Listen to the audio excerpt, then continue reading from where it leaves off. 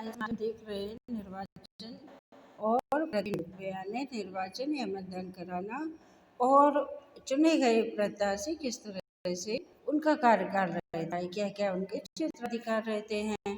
तो रॉबर्ट डल ने कहा था कि कहीं कहीं ऐसा देखा गया है कि जिन देशों में लोकतंत्र मजबूत नहीं हो पाया, वहाँ किसी न किसी बहाने चुनावों के जरिए जनता की आवाज़ को नहीं सुना गया। यानी एक अच्छा देश वही है जहाँ की लोकतांत्रिक व्यवस्थाएं होती हैं, यानी जो हमारे प्रतिनिधि हैं, जो सरकार को चलाते हैं, तो उनको चुनने का अधिकार जनता को दिया जाना चाहिए।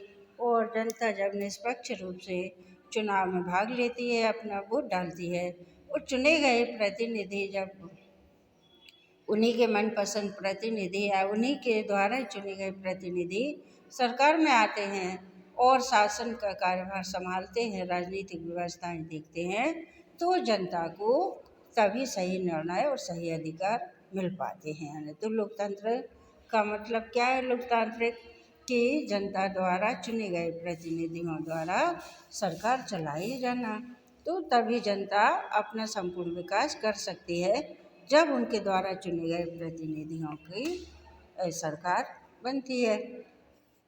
तो अगला है निर्वाचन और लोकतंत्र। तो लोकतांत्रिक शासन प्रणाली का आधार क्या है? जनता की सहमति है, और निर्वाचन के माध्यम से ही जनता सरकार को, किसी दल को या सरकार को सत्ता में आने या सत्ता को चलाने के लिए अपनी सहमति प्रदान करती है। ठीक है बच्चों, तो इसके बारे में हम देख चुके हैं। अभी हम देख रहे हैं कि निर्वाचन के तरीके कौन कौन से होते हैं। तो निर्वाचन या मतदान के तरीके होते हैं, पहला है बहुमत प्रणाली, दूसरा है पूर्ण बहुमत प्रणाली।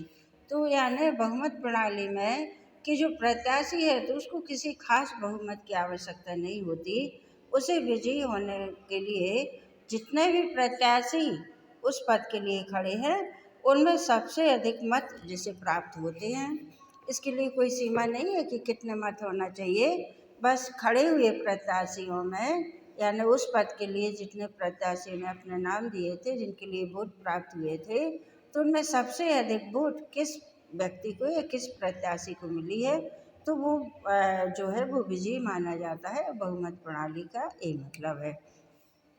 अगला है पूर्ण बहुमत प्रणाली। तो पूर्ण बहुमत प्रणाली का उद्देश्य है कि जो प्रत्याशी है या जो विजयी होने वाला प्रत्याशी, उसे कम से कम आधे मत अवश्य प्राप्त होना चाहिए, यानी कुल मतों में से आधे मत। जैसे मान लो कहीं कि आपके वासुदा नगर की जनता ने 1 लाख जनता ने वोट दिया, तो कम से कम 50,000 वोट अवश्य मिलना चाहिए। ये इसका मतलब पूर्ण बहुमत प्रणाली का। ठीक है। अब है मताधिकार और इसकी पद्धतियाँ, है ना। मताधिकार की पद्धतियाँ कौन कौन सी हैं? तो पहला है सर्वव्यापक वयस्क मताधिकार, दूसरा है बहुल या भारीकृत मताधिकार, और तीसरा है महिला मताधिकार। तो सर्वव्यापक मताधिकार का मतलब है कि प्रत्येक देश का नागरिक, चाहे या अपने भारत का नागरिक, चाहे वह लड़का हो या लड़की हो, उसकी आयु 18 वर्ष हो चुकी है तो वह मत देने का अधिकार रखता है। ठीक है। तो वयस्क मताधिकार की आयु अमेरिका में है, ब्रिटेन में है, पूर्व सोवियत संघ और भारत में 18 वर्ष रखी गई है, जबकि स्विट्जरलैंड में 20 साल की आयु का व्यक्ति वोट डाल सकता है। दूसरा है बहुल या भारीकृत। तो इसका मतलब क्या है? इसका मतलब ये है कि शिक्षा के आधार पर व्यक्ति को एक से अधिक वोट डालने का अधिकार होना चाहिए। ठीक है। जैसे जहाँ हायर सेकेंडरी से अधिक व्यक्ति है तो उसे अतिरिक्त मत देने की व्यवस्था होना चाहिए। इसका समर्थन किया था J.S. मिल ने, लेकिन विश्व में कहीं भी यह प्रणाली प्रचलित नहीं है। बस सारे विश्व में एक ही प्रणाली है कि एक व्यक्ति का एक ही मत देना जाएगा, चाहे वह कितना भी पढ़ा लिखा हो या कहीं का भी रहने वाला हो। एक व्यक्ति एक मत का प्रचलन जो है हमारी सरकार इसी आधार पर चुनी जाती है। अगला है महिला मताधिकार। तो महिलाओं को मताधिकार मिलना चाहिए कि नहीं, ये बहुत पहले से चर्चा का विषय है। लेकिन लोकतांत्रिक राष्ट्र है तो महिलाएं भी मताधिकार से वंचित नहीं रह सकती, क्योंकि महिलाओं ने शुरू से ही पुरुषों के साथ हर क्षेत्र में अपना सहयोग दिया है। ठीक है, तो लोकतांत्रिक प्रणाली की यही विशेषता है कि इसमें सरकार जन इच्छा की प्रतिनिधि होती है, और ये तभी होता है जबकि महिलाओं को भी पुरुषों के बराबर अधिकार मिलना चाहिए। ठीक है, तो इस तरह से महिला मताधिकार भी आवश्यक है। अगला है प्रतिनिधित्व, अभिप्राय एवं विभिन्न सिद्धांत। तो प्रतिनिधित्व का अभिप्राय क्या होता है, यानी किस तरह से प्रतिनिधि या प्रत्याशी खड़े होना चाहिए। तो पहला है क्षेत्रीय प्रतिनिधित्व का सिद्धांत, यानी क्षेत्रवार। ठीक है, भौगोलिक सिद्धांत भी कहते हैं कि जैसे भौगोलिक के इतने या यहाँ से लेके इस सीमा से इस सीमा तक एक मतदान केंद्र बनना चाहिए, उसमें इतने प्रत्याशी होना चाहिए। फिर यहाँ इतने किलोमीटर से इतने किलोमीटर आगे तक का क्षेत्र में अलग उसके प्रत्याशी होना चाहिए। ठीक है, तो इसके अंतर्गत क्या होता है कि पूरे राज्य को निर्वाचन के उद्देश्य से अनेक समान जनसंख्या वाले क्षेत्रों में बांट दिया जाता है, और प्रत्येक क्षेत्र से एक प्रतिनिधि का निर्वाचन किया जाता है। इन्हीं क्षेत्रों को निर्वाचन क्षेत्र कहा जाता है। अब ऐसा होता है कि भौगोलिक दृष्टि से कोई भी क्षेत्र थोड़ा बहुत छोटा या बड़ा हो सकता है। जैसे कहीं की जनसंख्या बहुत घनी है या कहीं की जनसंख्या विरल है, तो जहाँ की घनी है वहाँ का भौगोलिक निर्वाचन क्षेत्र छोटा हो सकता है, जबकि जहाँ की जनसंख्या विरल है वहाँ का भौगोलिक क्षेत्र थोड़ा सा बड़ा हो सकता है। दूसरा है प्रकारात्मक प्रतिनिधित्व का सिद्धांत, यानी एक निर्वाचन क्षेत्र में अनेक कार्य या व्यवसाय करने वाले लोग निवास करते हैं। जैसे उसमें किसान भी होते हैं, व्यापारी भी होते हैं, मजदूर भी होते हैं, अध्यापक भी होते हैं, डॉक्टर भी होते हैं। तो मतलब ये है कि यदि एक ही प्रतिनिधि इन सब का प्रतिनिधित्व करता है तो संभव नहीं है तो सबके हितों का समान रूप से प्रतिनिधित्व कर सके।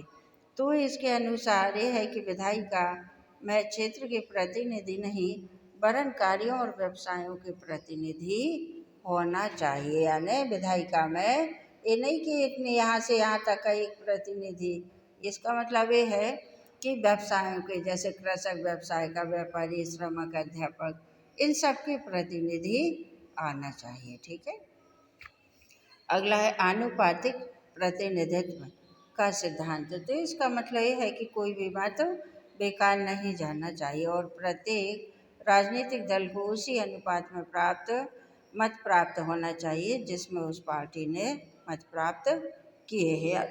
कहीं भी किसी भी क्षेत्र के मतों की गणना को कम या अधिक बढ़ा के नहीं आंकना चाहिए।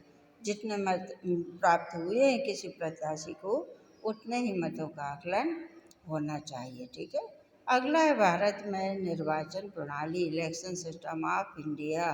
तो भारत में निर्वाचन प्रणाली कौन कौन से सिद्धांतों पर आधारित है? ये आर्टिकल 329 में दिया गया है कि वर्तमान में 18 वर्ष का प्रत्येक नागरिक मताधिकार प्राप्त है, यानी उसको मत डालने का अधिकार है। लेकिन क्या नहीं होना चाहिए? पागल नहीं होना चाहिए, किसी तरह का अपराधी नहीं होना चाहिए, सनकी और अप्रवासी, यानी ऐसा ना हो कि किसी और देश का वो रहने वाला हो, अप्रवासी, नॉन रेसिडेंशियल नहीं होना चाहिए। ठीक है, तो इसके सिद्धांत क्या है? इसके सिद्धांत ये हैं कि सांप्रदायिक या विशिष्ट प्रतिनिधि के लिए अब कोई स्थान नहीं है।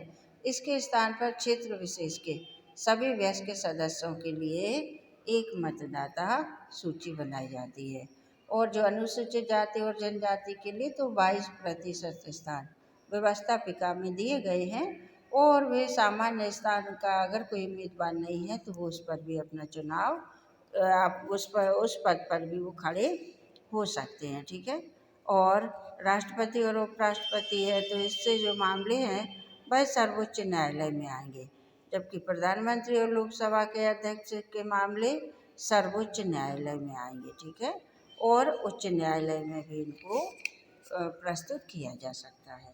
ठीक है बच्चों, अगला है हमारा निर्वाचन आयोग, इलेक्शन कमीशन। तो निर्वाचन आयोग यानी पूरे देश में निर्वाचन की प्रक्रिया को देखने के लिए, उम्मीदवारों का चयन करने के लिए और खड़े हुए प्रत्याशी या उम्मीदवारों का चुनावी व्यय, इन सब का हिसाब किताब रखने के लिए निर्वाचन आयोग की स्थापना की गई है। तो निर्वाचन आयोग में मुख्य निर्वाचन आयुक्त और 2 निर्वाचन आयुक्त होते हैं। एक मुख्य होता है और 2 निर्वाचन आयुक्त होते हैं। इनका कार्यकाल निर्वाचन आयोग का 6 साल है, या जो सदस्य हैं उनकी 65 साल की आयु हो चुकी हो। या तो 6 साल पहले आएगा तो 6 साल बाद वो रिटायर हो जाएंगे, या 65 साल की आयु वाला पहला आएगा तो 65 साल की आयु पूरी कर ली हो, या 6 साल पूरे हो गए हों तो उनका कार्यकाल समाप्त हो सकता है। ठीक है, हो जाता है। इनके कार्य क्या है निर्वाचन आयोग के, यानी ये जो आयोग बना है तो निर्वाचन आयोग से संबंधित या मतदान से संबंधित इनके कौन कौन से कार्य हैं। तो इनके कार्य हैं चुनाव की तिथि निर्धारित करना, किस देश में, किस राज्य में, देश में नहीं राज्य में, किस राज्य में किस समय मतदान की तिथि रखना है, और निर्वाचन क्षेत्रों की सीमा कहाँ से कहाँ तक होना चाहिए। अगला, राजनीतिक दलों को नियम के अनुसार मान्यता देना भी निर्वाचन आयोग का कार्य है। निर्वाचन के बाद में प्रत्याशियों का चुनाव व्यय, कितना उनको बजट दिया गया था, वो कितना प्रत्याशियों ने खर्च किया, तो ये सब पूरी जांच करता है निर्वाचन आयोग। और आचार संहिता का पालन करवाना, यानी चुनाव का जो समय आता है तो उस समय आचार संहिता लागू हो जाती है, तो उस समय किसी भी प्रत्याशी को कोई भी अवैधानिक कार्य नहीं करना चाहिए, ना ही इस तरह से प्रचार प्रसार करना चाहिए कि अन्य प्रत्याशी का जिससे प्रभाव कम हो सके। तो ऐसे बहुत से नियम रहते हैं जो कि मतदान के समय कुछ दिन पहले से लागू हो जाते हैं, जिसको आचार संहिता कहा जाता है। और चुनाव से जुड़े विषयों पर राष्ट्रपति और राज्यपाल को आवश्यकता के अनुसार परामर्श देता है चुनाव आयोग। ठीक है, चुनाव से संबंधित जो भी बातें होती हैं तो राष्ट्रपति को और राज्यपाल को ये परामर्श या सलाह देता है निर्वाचन आयोग। अब बच्चों हम देख रहे हैं मुख्य निर्वाचन आयुक्त। तो मुख्य निर्वाचन आयुक्त जो है वह आयोग का मुखिया होता है, और जिसको कौन नियुक्त करता है, राष्ट्रपति। और 65 साल की अवस्था हो या 6 वर्ष का कार्यकाल हो, इसका समय वहीं तक रहता है, या तो 65 साल का हो चुका हो या 6 वर्ष का कार्यकाल हो चुका हो। हाँ, अगर वह मुख्य चुनाव आयुक्त चाहे तो इससे पहले भी वह त्यागपत्र दे सकता है, या संसद का विशिष्ट बहुमत पारित कर दे कि मुख्य चुनाव आयुक्त ठीक से नहीं संभाल पा रहा है तो राष्ट्रपति फिर उसे हटा देता है। ठीक है, और वैसे तो इसका स्वतंत्र माना जाता है, पहले इसका स्वतंत्र यानी 6 साल का इसका रहता ही है, और उससे पद से कोई नहीं हटा सकता अगर वो ईमानदारी से कार्य करे। इसकी शक्तियाँ क्या है, मुख्य उसकी निर्वाचन आयोग की शक्तियाँ हैं, आयोग के प्रधान के रूप में चुनाव से पूर्व चुनाव पंजिकाओं का परीक्षण करना, यानी इलेक्टोरल जो रूल्स हैं, चुनाव के जो रूल्स हैं उनको देखना, उनका परीक्षण करना, चुनाव से जुड़े अधिकारियों कर्मचारियों को नियुक्त करना, क्षेत्रीय निर्वाचन आयुक्त की नियुक्त करना, और राष्ट्रपति को इस संबंध में सलाह देना। ठीक है, विवादग्रस्त मामलों में चुनाव चिन्ह का निर्धारण करना, विवादग्रस्त जो मामले हैं तो वहाँ कौन सा चुनाव चिन्ह किस प्रत्याशी को देना है, इसका निर्धारण करना। अगला है राष्ट्रपति या राज्यपाल द्वारा जो मामले दिए गए हैं या जो मामले उठाए गए हैं राष्ट्रपति या राज्यपाल द्वारा, किसी राज्य के राज्यपाल द्वारा, तो उनमें सलाह देना। ठीक है, भारत में निर्वाचन आयोग एक ही होता है, वही सभी राज्यों के निर्वाचन संबंधी गतिविधियों पर निगरानी रखता है। अब निर्वाचन आयोग को प्रभावी बनाने हेतु सुझाव, तो कुछ सुझाव है। मुख्य निर्वाचन आयुक्त पद हेतु विशिष्ट योग्यता निर्धारित होना चाहिए। अगला है मुख्य निर्वाचन आयुक्त और निर्वाचन आयुक्त की वही सेवा शर्त होना चाहिए जो सर्वोच्च न्यायालय के मुख्य न्यायाधीश और अन्य न्यायाधीशों की है, यानी इन्हें आवश्यकता से अधिक इनके अधिकार नहीं होना चाहिए। इनके अधिकार सर्वोच्च न्यायालय के मुख्य न्यायाधीश और अन्य न्यायाधीशों की तरह इनके अधिकार क्षेत्र होने चाहिए। अगला है सेवानिवृत्ति के बाद मुख्य निर्वाचन आयुक्त या निर्वाचन आयुक्तों को कोई पद नहीं दिया जाना चाहिए। जब ये सेवानिवृत्त हो जाए तो इनको अन्य कोई पद पे नहीं इनको करना चाहिए। अगला है निर्वाचन आयुक्त के कर्मचारियों की भर्ती का अधिकार आयोग को मिलना चाहिए और इनके चुनावी व्यय की सीमा का कठोरता से पालन करना चाहिए। निर्वाचन आयोग जो है तो चुनाव में कितना व्यय होता है उसको कठोरता से यानी उससे अधिक ना हो पाए, तो इस बात का ध्यान रखना चाहिए। आगे है भारत में चुनाव सुधार। तो लोकसभा के जो हमारे पूर्व अध्यक्ष थे शिवराज पाटिल, उन्होंने कहा था कि आवश्यकता इस बात की है कि वर्तमान निर्वाचन प्रणाली की कमियों को दूर किया जाए ताकि व्यवस्था को सुरक्षित रखा जा सके। उपलब्ध विकल्पों धनिक तंत्र, अधिनायक तंत्र, राजतंत्र या लोकतंत्र की तुलना में वर्तमान व्यवस्था ही बेहतर है।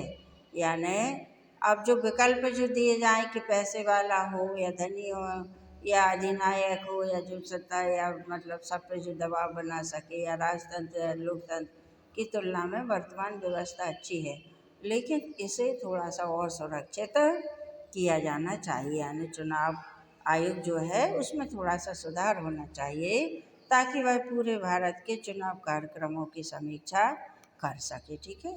अगला है कि लोकतंत्र निर्वाचन को निष्पक्ष और सार्थक बनाने के लिए समय समय पर बहुत से सुझाव दिए गए। यानी भारत में निर्वाचन की व्यवस्था कैसी हो, तो इसके लिए समय समय पर बहुत से सुझाव दिए गए हैं। इसका पहला है निर्वाचन आयोग का पुनर्गठन। तो आलोचक यानी बुराई जो कमियों को निकालते हैं, तो उनका मत है कि निर्वाचन आयोग का गठन जो है वो खामियां है, उसमें दोष हैं। तो वर्तमान में मुख्य निर्वाचन आयुक्त की नियुक्ति मंत्रिमंडल के परामर्श से राष्ट्रपति द्वारा की जाती है। तो ऐसे में उसके निष्पक्ष रहने की उम्मीद कैसे की जा सकती है, क्योंकि मंत्रिमंडल जैसे सलाह देगा राष्ट्रपति उसी को मुख्य चुनाव आयुक्त घोषित कर देगा। तो ये सुझाव दिया जाता है कि मुख्य निर्वाचन आयुक्त की नियुक्ति एक समिति के परामर्श से या संस्तुति के आधार पर की जानी चाहिए, जिसके सदस्य सर्वोच्च न्यायालय के मुख्य न्यायाधीश हों या सत्ता प्राप्त दल के नेता हों या विपक्ष के नेता होने चाहिए। ठीक है। यानी कोई सामान्य व्यक्ति को मुख्य चुनाव आयुक्त का पद नहीं सौंपना चाहिए। ठीक है। तो इस प्रकार से उनकी कमियों को दूर किया जा सकता है। अगला है स्वतंत्र निर्वाचन प्रणाली। तो निर्वाचन आयोग की राज्य स्तर पर प्रशासकीय मशीनरी होना चाहिए। यानी निर्वाचन आयोग की प्रत्येक राज्यों पर अपनी वो निर्वाचन से संबंधित सभी जो भी उपलब्ध सामग्री है वो होना चाहिए और इसमें वृद्धि होना चाहिए। वर्तमान में निर्वाचन आयोग अपने क्रियाकलापों के लिए पूरी तरह से केंद्र पर और राज्य सरकारों पर निर्भर है।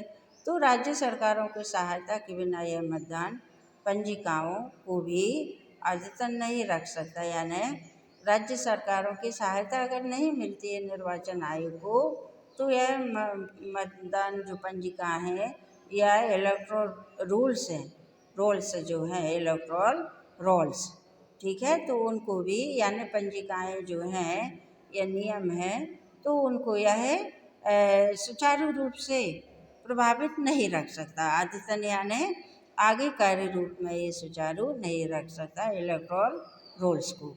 तो ऐसी स्थिति में आयोग की निष्पक्षता सत्तारूढ़ दल के सदस्यों से हमेशा प्रभावित होती है और इसी को बनाए रखने के लिए आवश्यक है कि न्यायपालिका जैसी स्वतंत्रता इसे प्रदान की जानी चाहिए। अगला है सभी स्तरों पर चुनाव एक साथ आयोजित हों। तो ये सुझाव दिया गया कि लोकसभा, विधानसभा और निकायों के चुनाव एक साथ आयोजित किए जाएं तो खर्च में कमी आ सकती है और संवैधानिक संशोधन यानी संविधान में सुधार करके इसकी व्यवस्था को बदला जा सकता है। अगला है चुनाव प्रचार का व्यय राज्य द्वारा उठाया जाए। तो विभिन्न स्तरों पर राज्य द्वारा निश्चित मात्रा में खर्च उठाया जाना चाहिए, ठीक है, क्योंकि निर्वाचन में जिस दल या प्रत्याशी ने 25% या अधिक मत प्राप्त किए हैं उन्हें ही आयोग द्वारा निर्धारित व्यय राशि का 75% राज्य द्वारा 2 किस्तों में प्रदान किया जाना चाहिए, ठीक है। तो इनका यह है कि राज्य द्वारा ही निर्वाचन का खर्च उठाया जाना चाहिए और चुनाव व्यय की सीमा को हर बार परीक्षण किया जाना चाहिए और इसके जो दस्तावेज हैं, डॉक्यूमेंट हैं और अकाउंट है, जो लेखा है, ठीक है, आय व्यय का जो लेखा है, तो उसकी जांच निर्वाचन आयुक्त द्वारा जो लेखा परीक्षक होते हैं या जो कमेटी होती है उसके द्वारा इनकी जांच की जानी चाहिए। अगला है जाली प्रत्याशियों को प्रतिबंधित करना।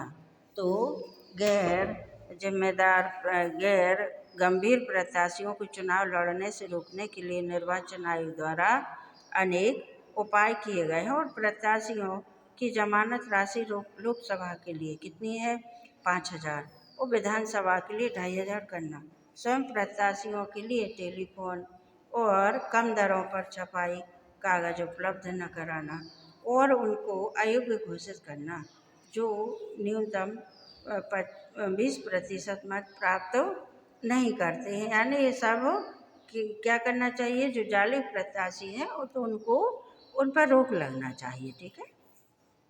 अगला है निर्वाचन समय सारणी को प्रभावशाली बनाना, यानी निर्वाचन की जो समय सारणी है उसको प्रभावशाली बनाने के लिए निर्वाचन की समय सारणी को प्रभावशाली बनाने के लिए क्या होना चाहिए कि नामांकन की जांच होना चाहिए और प्रत्याशी को 2 दिन का समय दिया जाना चाहिए, ठीक है, जिसमें कि वो अपना अगर नाम वापस लेना चाहे तो वह अपना नाम वापस ले सके। इस तरह से निर्वाचन आयोग में कुछ सुधार होना बहुत ही आवश्यक है और उन्हीं के अनुसार निर्वाचन आयोग को अपना सुधार प्रक्रिया करनी चाहिए, ठीक है।